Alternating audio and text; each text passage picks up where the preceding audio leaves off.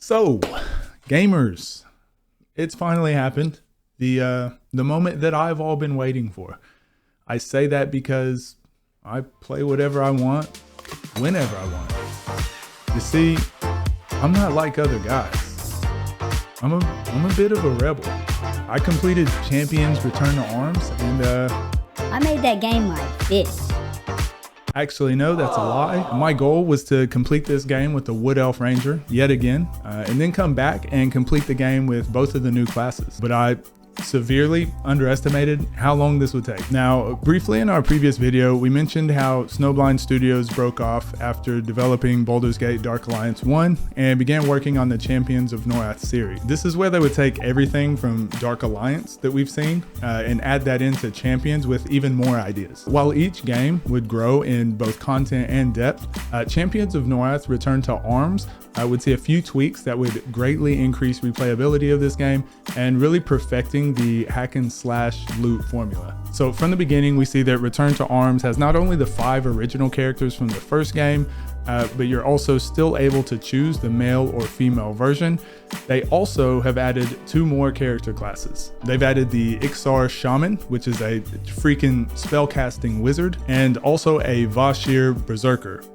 It's basically a knife-throwing tiger, and who freaking doesn't love tigers? Come on, they're great.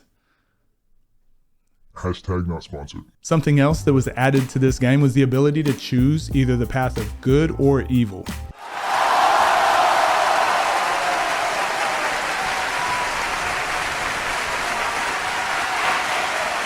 So this obviously means that the story is far more in depth and your choices really have an impact on which direction the game goes. Duh. Sadly, this only makes very slight changes to the playthrough. For instance, in some levels, you're asked to destroy some cannons on the good side of the story, while on the bad side, you're asked to just activate the cannons. There's a different hub area with a different merchant, or instead of fighting orcs, maybe you're asked to fight wood elves instead. While the inclusion of having this choice is still a welcome change, I probably would have preferred maybe just more content in the form of additional levels, since the choice basically boils down to whether you prefer brunettes or blondes. Speaking of which, all of our big, huge, massive personality characters make their return, with a few more added to the bunch as well. Oh, that's right. His name is Bertoxulus. It's kind of cute though.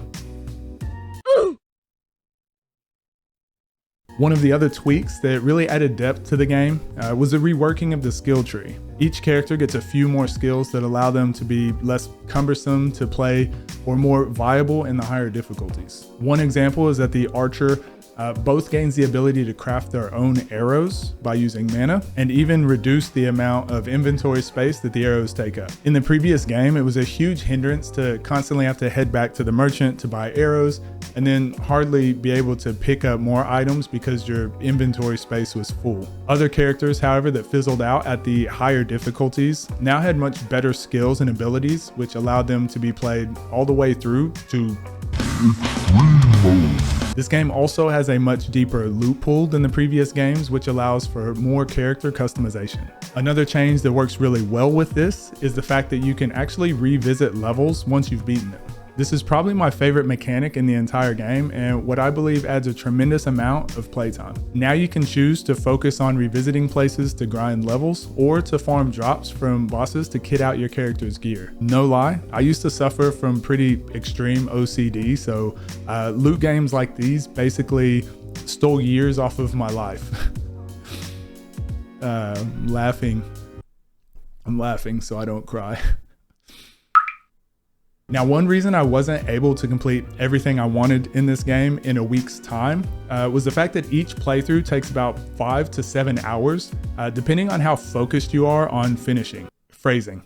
I even thought I would save some time by skipping one of the difficulty levels, since my character was another glass cannon build and I was doing quite a bit of damage. While yes, this was slightly faster overall, this playthrough did take me a little bit of time just because I was getting one-shotted anytime I got hit by pretty much most of the enemies. It was around this time that I realized I actually could have loaded my previous save from Champions of Norath, which actually would have given me a level 30 plus ranger, basically saving me about 20 hours of playtime. While this is a super cool feature that I wish more games would implement, I won't lie when I say that I wanted to throat chop whoever's idea it was to put that in this game without informing me, so that I could have one entire day of my life back.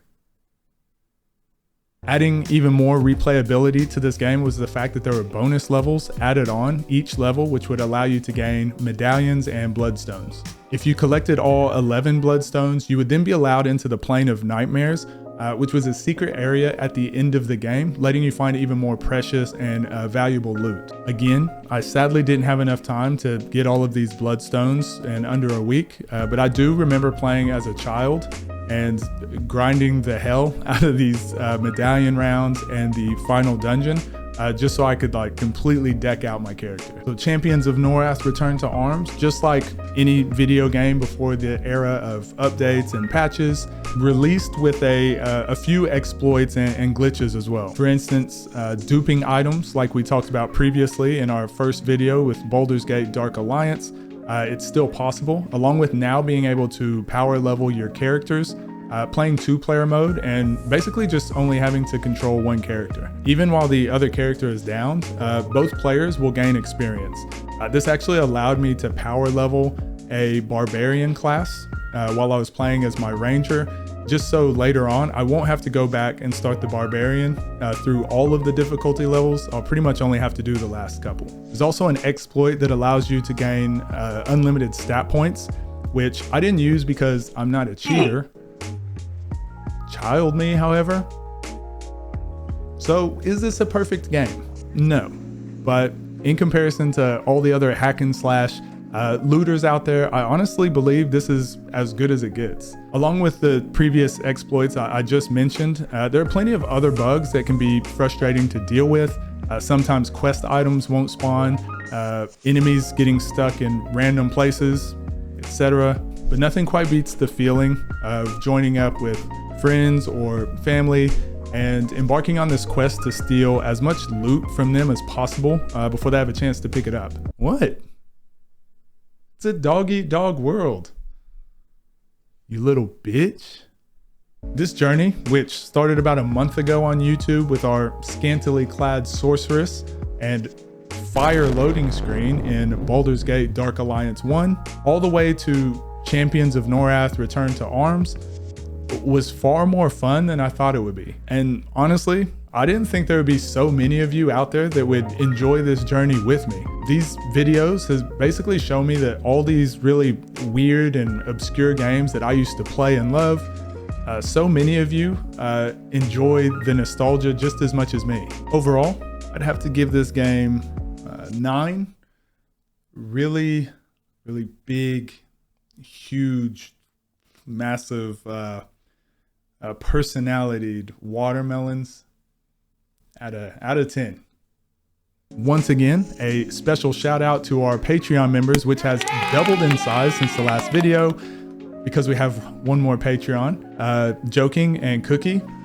Love you guys, love you both, you're amazing. And if anyone wants to check out the first game in this series, you can click on that here. Otherwise, love you all. Peace.